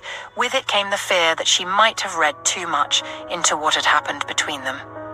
She picked up Eli's medical chart, attempting to focus on work and review how Eli had fared over the past hours, yet her hands shook and her vision blurred with unshed tears. Meanwhile, Jake drove Dr. Williams and Dr. Rowan to the northern part of the estate, parking the car behind the one that had brought Nathaniel, Dr. Hawthorne, and Justin Graham. When the doctors entered the concierge unit, he reversed the Jeep and returned to the Hawthorne house. When he returned, Eva was still standing by the biosync womb incubator. The familiar scent of his cologne reached her, and she closed her eyes, breathing a sigh of relief. Jake came to stand behind her, wrapping his strong arms around her and burying his face in the crook of her neck. "How is he?" he asked softly. "He's doing fine, as expected," Eva replied quietly. "Good. Dr. Williams said you need rest," Jake said, taking the medical chart from her hands and setting it on the table. "I haven't reviewed everything," Eva protested. "You just said he's fine, and I'm sure if anything were wrong, Williams wouldn't have left so easily." "Come here," he said, gently pulling her toward her bedroom. Eva giggled as he led her inside, not stopping until she was seated on the bed. When he turned to leave, she asked, "When Noria gets back, will you come join me?" Jake smiled. "All right," he replied. He gently closed the door behind him and went to sit in the chair stationed near the biosync incubator. "Hey, son, thanks for bringing your mom to me," he murmured. A text notification popped up from one of his friends, asking where he was and teasing that he was missing out on the fun. Jake chuckled and texted back, "I'm babysitting." Leaning back in the chair, He let his mind drift over the past few hours, a slow smile spreading across his face. Earlier, after Aria had sent the children off to play, she went to meet Justin Graham, who stood waiting with a somewhat embarrassed expression. "I'm sorry I had to push myself on you like this. I'm desperate," he rasped. Aria nodded, reaching for his hand, which Justin quickly took, his grip conveying a silent plea. "Please help save him." Aria nodded reassuringly. "We have a makeshift clinic here. Let's head over and take a look at the results." Justin nodded eagerly. A moment later, Nathaniel joined them with Andrew. Justin glanced anxiously at him, and Aria said, "Let me introduce my husband, Nathaniel Hawthorne. My love, this is Justin Graham, Tristan's dad." Justin nodded politely and stepped forward, almost extending his hand for a handshake. But Nathaniel's impassive stare halted him. Nathaniel replied shortly. Turning to Aria, he said, "Shall we?" She nodded, placing her hand in his. "This way, Mr. Graham," Andrew said, guiding Justin to a different car while Nathaniel and Aria headed to a nearby jeep. "Remember, we only have a few minutes reprieve," Nathaniel reminded Aria, catching her gaze. "Are you feeling any discomfort?" she asked, studying him intently. "I'm not the only one here who needs rest, my Ariana. Once you review those results, we're both heading back," he replied, his tone firm and resolute. "Someone's back to being their bossy self," Aria teased, though her wide, pleased grin softened the remark. Nathaniel chuckled softly. "Someone needs to remind you that you're not indestructible, Mrs. Hawthorne," he replied. Aria leaned closer, happy to see him up and about, relieved that he hadn't shown any signs of strain yet. Even his annoyingly domineering side couldn't dampen her spirits now. Nathaniel pressed a gentle kiss to the top of her head, his presence reassuring. Upon arriving at the concierge medical unit, Nathaniel and Aria made their way to see Samuel Cavalier. Nathaniel's face broke into a grin when he saw the older man sitting up unaided. Samuel looked more like the strong, vital man he remembered, despite his now white hair and deepened wrinkles. He was far from the frail, pale figure he'd been when he first arrived.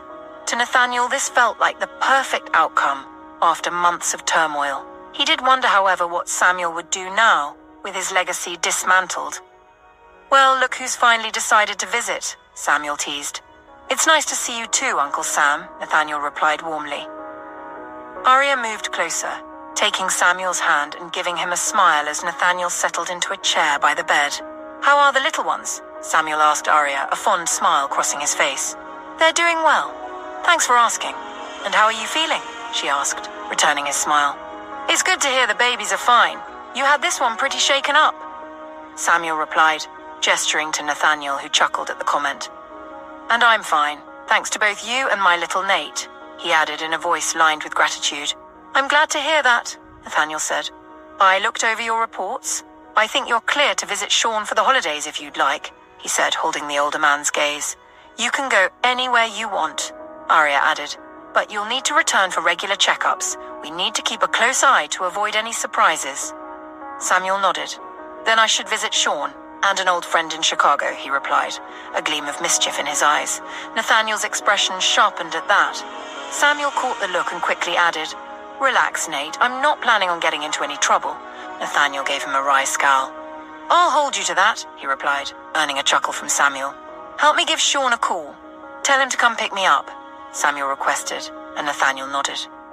When Aria heard Andrew's voice outside, she gently patted Samuel's hand and excused herself. Alone with Samuel, Nathaniel felt his old friend's eyes on him. "Are you okay? You look a little pale. Or is it my old eyes playing tricks?" Samuel asked. Nathaniel unbuttoned his jacket, pulled off the scarf Aria had carefully tied around his neck, and revealed the bandage on his chest. The light-hearted gleam in Samuel's eyes disappeared. "What happened?" Samuel asked, his tone taut, eyes narrowing with a glint of menace, as if he half expected to hear that someone had tried to harm him. "Heart transplant," Nathaniel replied softly. Samuel's eyes widened in alarm. "How? You seem perfectly healthy," he said, his brow furrowing in concern. "One of the perks of being married to Dr. Hawthorne," Nathaniel quipped, but his tone lacked its usual humor. Samuel held his gaze, unsmiling.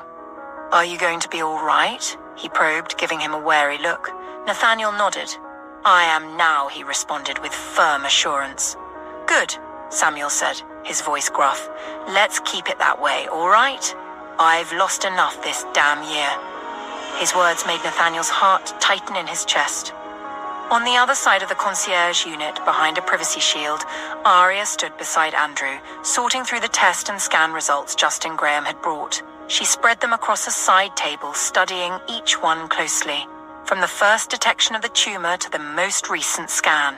Picking up the last two images, her hands tightened around the edges. She noted how the glioblastoma had expanded and grown faster than usual on the last scan, with jagged edges aggressively extending beyond the earlier results.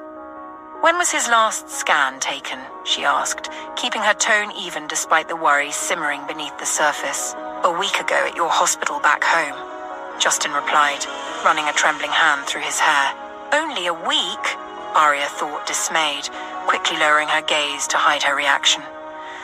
When he was first diagnosed, the previous hospital told us to wait until more symptoms appeared, and I should have known better. He's been in so much pain. Justin continued, his voice cracking with raw worry. Aria recognized that the tumor was unlike anything she had ever encountered, especially in a child as young as Tristan. Its relentless rate of growth was terrifying. She looked up, her expression carefully guarded as she faced Justin. She saw the desperation in his eyes, the exhaustion carved into his face, and recognized the quiet despair of a parent facing the unthinkable.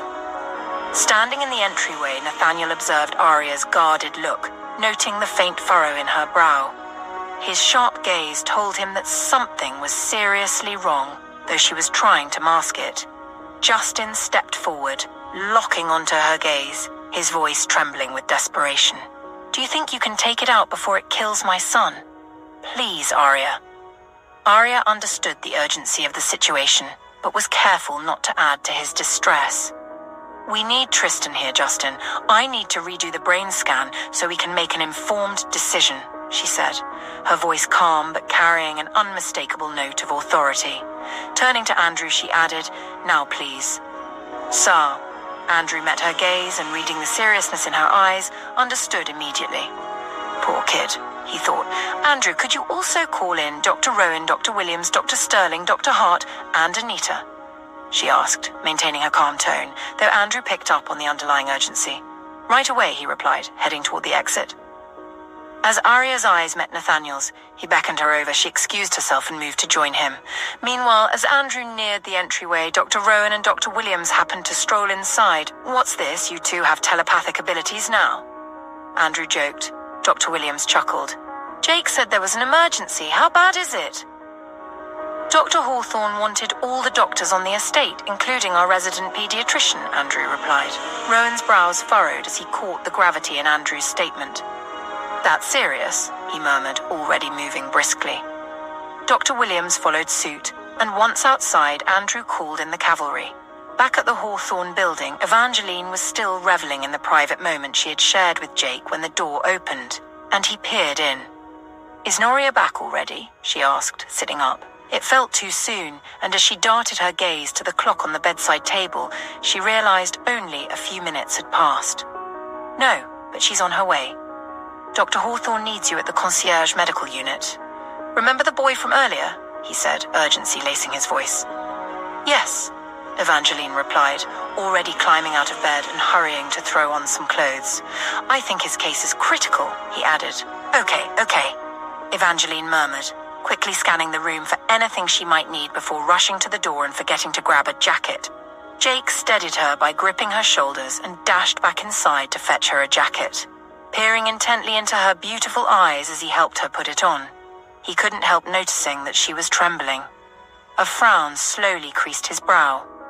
Hey, take a deep breath. You're shaking. Are you all right? Eva swallowed hard, nodding emphatically. I'm totally fine. It's not as if I get called into a pre-surgery brainstorming session by the best minds in the field every day. She paused, blew out a breath, and gushed with forced gusto, giving a thumbs up. No pressure. Jake couldn't help chuckling. Come here, he rasped softly, drawing her in for a tight bear hug before ushering her towards the door. Noria came running down the hallway as they reached the entrance. Go, go, go, she urged. Meanwhile, At almost the same time that Arya ordered the assembly of medical practitioners at the lakefront, Liam and Owen took Tristan to meet their Grandpa Hill, Grandma Bella, and Big Mama. Miss Everly, upon seeing Tristan, exclaimed, "Is that not Pam's boy?" Liam and Owen nodded. "Yup, our collective nightmare," Liam chimed in. Tom roared with laughter. Bella pulled Liam close and wrapped her arms around him, chuckling. Miss Everly caught sight of Tristan's shaved head and pulled him close, taking out a warm blanket to wrap around him as the boys settled down. She offered them some hot cocoa and freshly baked cookies, and the three settled in to eat. Tristan took one bite, and then two. He didn't make it to the third before gently slumping against Miss Everly's side. Owen, watching him with hesitant alarm, said, Grandpa Hill." His alarm was evident in his voice. "Is he dead?" Liam cried out in horror. Nathaniel guided Arya away from Justin Graham, leading her to a secluded corner of the unit. He pulled her close, shielding her with his body, then lowered his gaze to meet hers, gently cupping her face in his hands. "I can see our chances of getting any rest shrinking now," he murmured, his voice low and raspy. Arya let out a sigh, her shoulders sagging slightly. Nathaniel's heart ached for her. He knew that while Tristan might be the child of an old tormentor, he was also Justin's son, and a little kid in need of help. Nathaniel remembered Arya speaking highly of Justin, calling him a good soul, and he knew she wouldn't rest until she was sure Tristan was out of danger. "I suppose we can both take our medication and rest here. We'll set up a privacy shield so I can keep an eye on you," she began, only for Nathaniel to interrupt gently. "And so, I can keep an eye on you too." Arya gave him a small smile, but he could see the fear in her eyes. "If he can be saved, I believe you'll do it. Okay, baby." He comforted her, his voice soft. Arya nodded, tears blurring her vision. "They should have operated already," she whispered, her voice barely audible. "They have you now, and I know you'll do what you do best." "Save his life," Nathaniel whispered back, pressing a tender kiss to her lips. Arya clung to him, taking a shaky breath and fighting back tears, knowing she had to be strong if she was going to help Tristan. When they returned to the privacy shield where they'd left Justin, Arya saw that Dr. Williams and Dr. Rowan had arrived and were studying Tristan's scans and test results. As if Rowan could tell she had entered the shielded space, looked up and in her direction, a frown furrowing his brow. Arya acknowledged the severity of the case with a nod, hoping Rowan wouldn't say anything that might cause Justin to break down.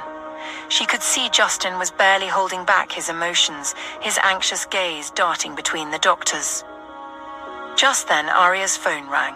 She answered quickly, finding it was Ethan, warning her that Tristan had fainted and was being brought in. At the same time, Andrew arrived, looking tense. Dr. Hawthorne, I think you need to prepare for whatever you plan to do with Tristan now," he said, trying to sound calm, though his eyes betrayed his worry. Arya's stomach twisted. Andrew was never anxious. She knew that meant it was critical.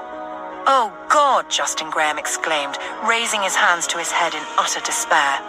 "All right, let's set up," Arya ordered, springing into action along with Rowan and Dr. Williams. Dr. Evangeline Hart hurried in, breathing hard. "Dr. Hawthorne, I was told you needed me here," she began, but Arya touched her shoulder, interrupting her. "We have a 7-year-old incoming with an aggressive glioblastoma requiring immediate resection," Arya explained, her tone brisk and urgent.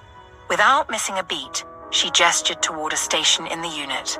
Sterile gowns, gloves, caps, masks, and protective eyewear are all set up over there.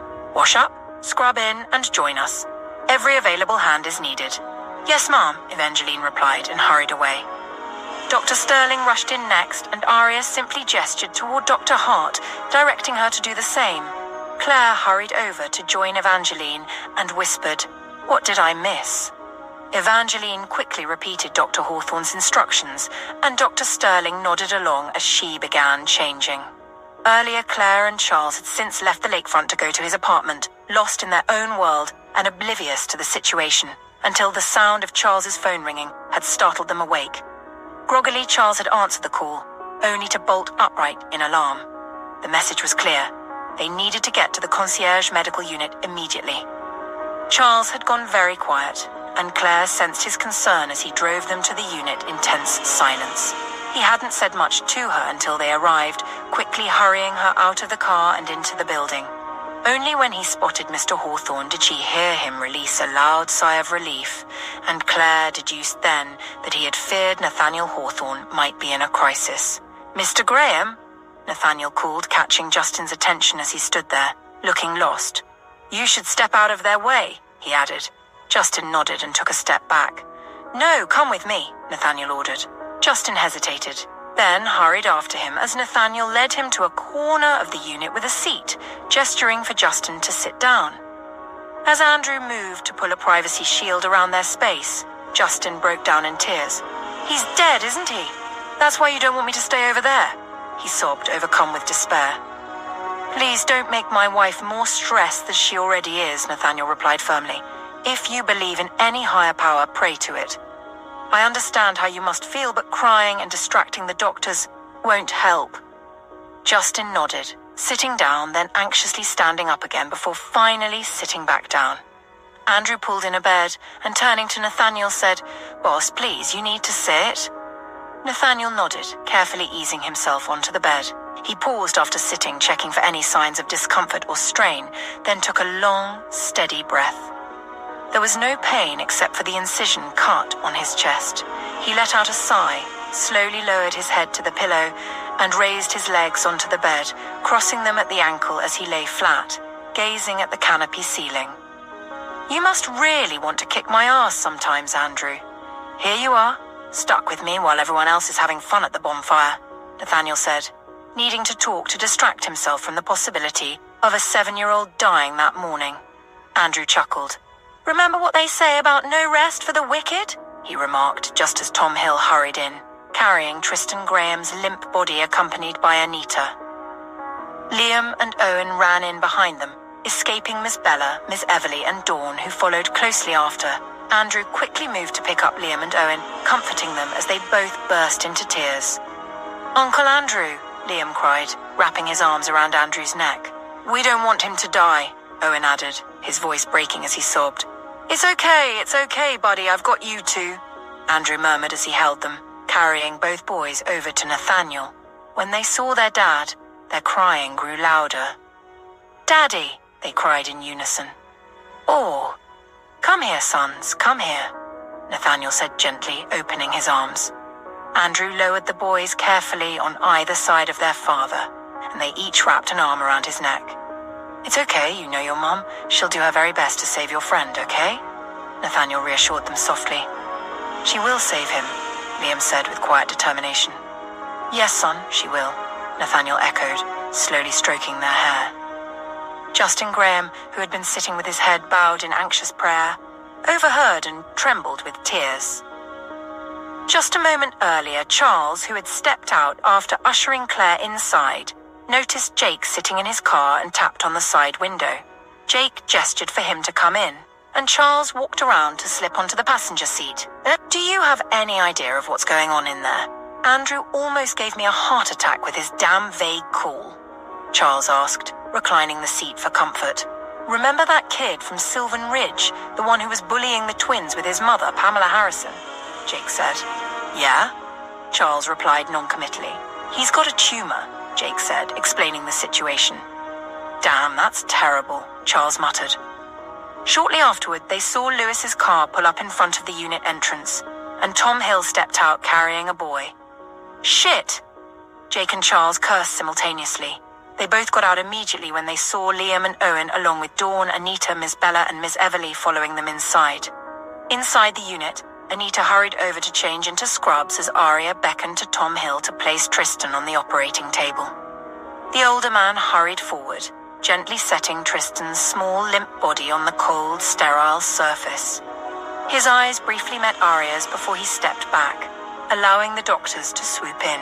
"He just slumped, Dr. Hawthorne," he quickly explained. "Thank you, Tom, we'll take it from here," Aria said with firm assurance. Tom nodded, silently hoping they could do something for the poor child. Dr. Rowan quickly assessed Tristan's vitals, his brow creased in concentration. He noted the boy's shallow breathing, deducing that he had likely passed out as a side effect of the intense pressure the glioblastoma was exerting on his small brain. "Blood pressure's low, but he's stabilizing," he announced, adjusting the oxygen mask over Tristan's nose and mouth. "Heart rate is weak but steady," he added, his voice calm and professional. Anita swiftly attached electrodes to Tristan's chest and inserted an IV line in his arm to administer fluids and medication. With her heart pounding, Dr. Hart moved to Anita's side, her eyes scanning the monitors for any sudden changes in his vitals. Noticing his irregular breathing, she whispered to Anita, "His breathing is slightly irregular. Should we administer a low dose of dexamethasone to reduce intracranial pressure?" Anita gave her an encouraging nod, leaning close and whispering back, "Say it louder, but with more confidence." Evangeline nodded, then repeated, "His breathing is slightly irregular. Let's administer a low dose of dexamethasone to reduce intracranial pressure." Anita nodded in approval.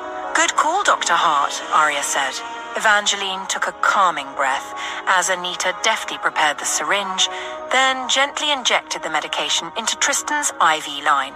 Soon the monitors beeped rhythmically as Tristan's breathing grew more even, the medication taking effect.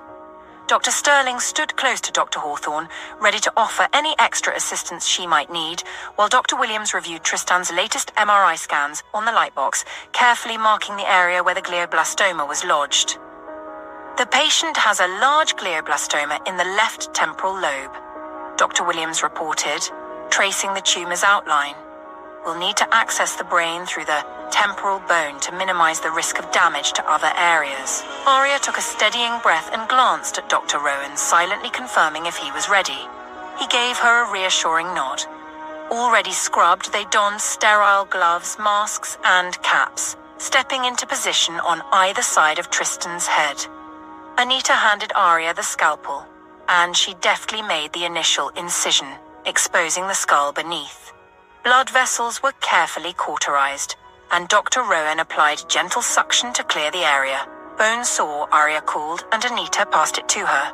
With steady hands, Arya used the saw to create a small opening in Tristan's temporal bone, granting them access to the brain. Once the bone flap was removed, she passed it to Dr. Sterling. The makeshift operation space grew quiet with tension, the steady hum of machinery the only sound as Rowan and Arya exposed the brain, revealing the tumor's grayish irregular mass. Using microsurgical instruments, Arya began to separate the tumor from the surrounding tissue. She used forceps to isolate the tumor, each move calculated to avoid the delicate blood vessels and nerves surrounding it. Dr. Rowan stayed close, using a fine suction device to keep the area clear, allowing Arya optimal visibility as she navigated around the glioblastoma's borders. "Retractor," she said softly, and Anita placed it into her outstretched hand. With the retractor, Arya gently held the brain tissue away from the tumor, creating a clear path for its removal. Evangeline's steady gaze was fixed on the boy's vitals, monitoring the displays on the monitors as her eyes shifted between his heart rate and oxygen levels. "Vitals are holding steady," she announced, letting them know she would alert them to any potential fluctuations as they worked. Arya continued to separate the glioblastoma using a scalpel to make small, precise cuts around its edges. Dr. Rowan adjusted the microscope, further magnifying the area. Dr. Williams, who had been studying the MRI images for reference, occasionally provided guidance on regions particularly close to critical brain structures. "The tumor is near the language center. Proceed cautiously," he advised, his eyes intent on the MRI. Acknowledging his caution, Arya took her time, continuing to make calculated movements around the tumor's edges. After what felt like forever, she finally managed to loosen the tumor from its base. Gently, she lifted the mass out, placing it in a sterile container that Anita quickly held out. "Tumor is out," Arya announced, her voice shaking slightly as she released a slow breath. Dr. Rowan immediately began irrigating the area, using saline to wash away any residual cells, while Dr. Sterling handed over a small cauterizing tool to ensure no blood vessels bled into the cavity. Once the area was clean, Arya carefully replaced the bone flap and stepped back. Dr. Sterling quickly pulled her back into a seat. Rowan took over and began suturing the layers back together. They all stood closely together, watching as Rowan seamlessly stitched each layer deftly until the final incision was closed. Anita adjusted Tristan's IV, administering post-operative medication to help reduce any potential swelling. Vitals are stable. He's responding well to the intervention, Evangeline confirmed, relief evident in her voice as she wiped away a tear that had escaped from her left eye. Good. Good job, everyone. Now we wait, Arya managed to say. Evangeline joined Anita, and the two cleaned up the surgical mess. Anita heard Dr. Hart take in a shaky breath and looked at the younger woman, finding her eyes red from crying. She smiled warmly at her and leaned in to say, "Welcome to the team." Evangeline nodded, her chest heaving as she fought to keep from breaking down into sobs. She knew Dr. Hawthorne had just saved the boy's life. Any more hours, and he would have been dead. Arya walked over to the makeshift wash corner to clean up. Rowan joined her, standing beside her as they washed their hands together. "You did good, Dr. Hawthorne," Rowan said. Arya fought back tears, afraid to look at him, knowing it would push her over the edge. She nodded in acknowledgement and left him there, unaware of the long-suffering look he cast in her direction. As she hurried away from the privacy shield, Williams emerged. "Please tell them," Arya requested. He nodded and rushed forward, exiting the shield. When Arya stepped out, she saw Andrew, Charles, Aidan, Jordan, Jake, Anton, Tom Hill, Dawn, Miss Bella and her aunt waiting by the entrance of another privacy shield. Miss Everly gave her a proud nod and mouthed, "Well done, Ariana." Arya responded with a shaky nod, her lips trembling. When Andrew noticed the tears brimming in Dr. Hawthorne's eyes, he said, "The boss is here with the twins," gesturing toward the privacy shield. Arya nodded and moved to head that way, but Justin Graham rushed toward her. Charles intercepted him before he could reach her. "No touching," he warned. Justin nodded in understanding and turned to Arya. "Thank you. Thank you, Ariana," Justin said, his voice breaking with quiet tears. "It's a team effort," she replied, her voice nearly a whisper. Then she hurried through the opening. Nathaniel, who had fallen asleep beside his sons, opened his eyes as he heard Arya call out, "Nathan!" It felt as if their souls were intertwined, and he could sense her distress. His heart raced when he saw her rushing toward him, terrified that the boy hadn't survived.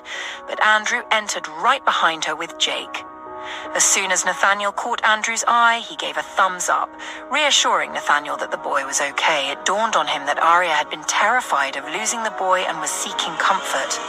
Jake and Andrew hurried past Arya to reach him first. Jake held Liam while Andrew carried Owen. Nathaniel opened his arms for Arya as she climbed onto the bed, burying her face in the crook of his neck, while her body shook with sobs. "He didn't die on my operating table," she whispered, her voice muffled by her tears. Nathaniel's heart ached for her.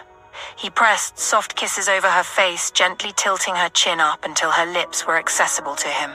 Then he kissed her slowly, his lips moving against hers as he deepened the kiss, drawing her in until her sobs subsided. The news of the successful surgery reached the others at the lakefront, prompting Ethan, who had been silently praying for the boy, to exhale a loud sigh of relief. He glanced at Isla, who had fallen asleep beside him in the tent meant for Nathaniel, and gently wrapped his arms around her. Isla stirred awake around 5 a.m., as she always did, and softly nudged Ethan awake. When he opened his eyes, she greeted him with a smile. "I wish I could stay like this all day, but I really need to get back to work," she said with a playful tone. Ethan chuckled and sat up. "Morning, beautiful," he replied, raising his hand to brush her cheek with the back of his hand. "Morning to you too, handsome," she teased, causing him to chuckle again. He pulled her in for a kiss and lifted her onto him, deepening the kiss. By 6 a.m., the two emerged from the tent. Ethan took Isla's hand as they made their way to the parking area, where he spotted Lewis's car. He opened the passenger door for her and helped her settle in before sliding into the driver's seat. He planned to drive to the Hawthorne main building to switch the car for one of Nathaniel's Jeeps. One of the guards spotted him and asked, "Do you need a driver, Mr. Blackwood?" Ethan waved him off. "I'm just dropping off Miss Devereaux and will be right back," he said, wanting to enjoy the chance to be alone with her. As he drove, Isla leaned over to plant a kiss on his jaw. He glanced at her and said, "Put your seatbelt on, miss." Isla chuckled and secured her seatbelt. Ethan exited the estate with Isla directing him playfully. "Do you know how many years I spent combing this city alongside Nathaniel?" he replied, laughing as they stopped at a red light. Just as Isla was about to respond, the light turned green, and they began to move. Ethan suddenly felt a violent impact against their car. Isla screamed, and then silence fell as the car lurched sideways and toppled over. Ethan wasn't sure if he had blacked out, but when his eyes opened, he found Isla restrained by her seatbelt, blood trickling down her temple. She was unconscious. "Isla? Baby?" Ethan called out, panic rising as he realized the impact had struck her side. "No, no, no, Isla!" he screamed.